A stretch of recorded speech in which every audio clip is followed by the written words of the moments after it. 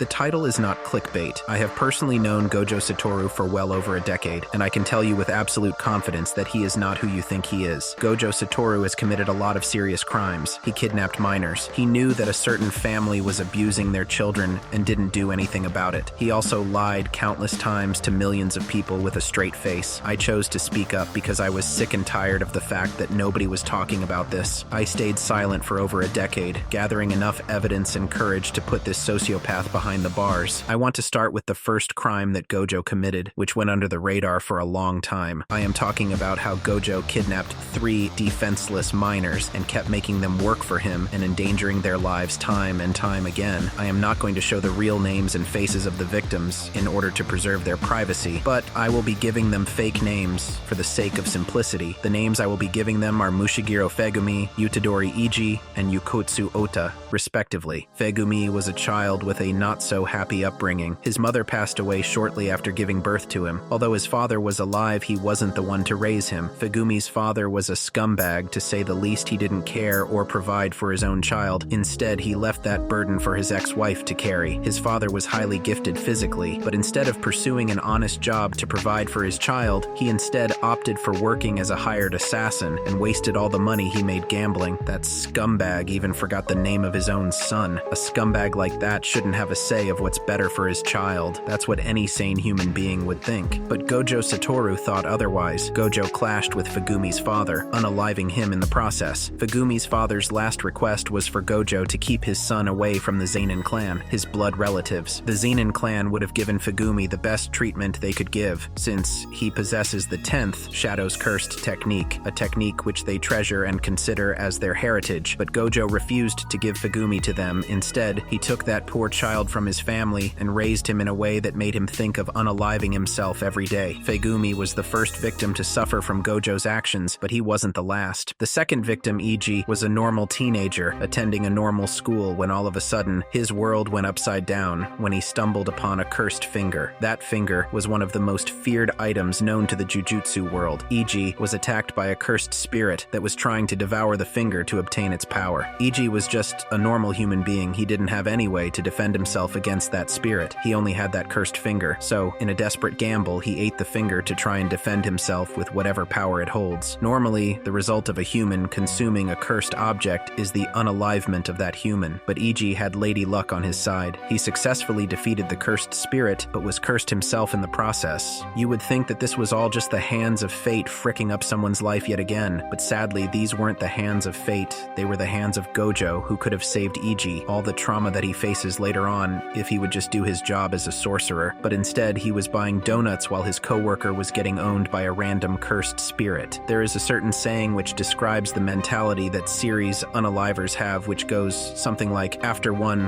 what's one more? And it's a fact that Gojo adopts that mentality since he had a third victim. Ota was a poor kid haunted by a powerful cursed spirit, a spirit which tortured him mentally and hurt everyone he knew. Gojo met Ota fully knowing the situation that he is facing, but instead of exorcising the cursed spirit which haunted that poor child, he kidnapped him and taught him the ways of Jujutsu sorcery, a path which is filled with pain, suffering, and trauma. These 3 victims are living proof of Gojo's crimes, but kidnapping minors isn't the only crime he committed. No, far from it. The Zenin clan is one of the 3 major clans in the Jujutsu world. It's considered a paradise if you have a talents as a Jujutsu sorcerer, but they don't treat all of their children equally. There was one unfortunate girl who was born into the Zenin clan without any cursed energy whatsoever. The clan despised her and considered her a scar on the clan's name. Maki Zenin was the name of that poor little girl. Maki suffered from abuse from her family, who treated her badly due to circumstances which she had no control over whatsoever. You might be wondering, what does Gojo Satoru has to do with any of this family drama? I will tell what he has to do with it. Gojo decided to protect Maki from her abusive family and support her goals of becoming a Jujutsu sorcerer to prove them wrong. Oh,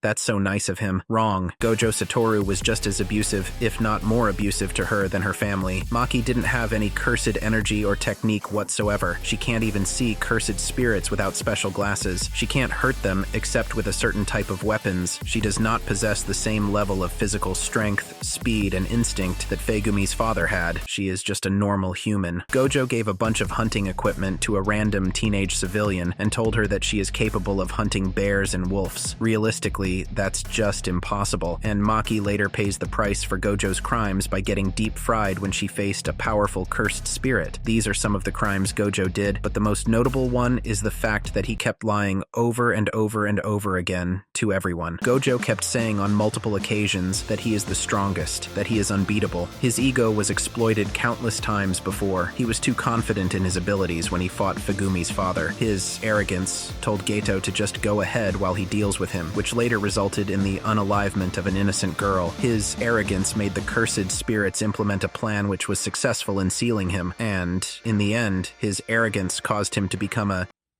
Kit Kat. These are just some crimes which Gojo committed. I still have treasure chests filled with more skeletons that he tried to hide inside his closet, and... Megumi, you awake yet? The sun has rose hours ago. Oh shit, I have to leave now. Megumi, why is your door locked? Ah, screw it. Murasaki.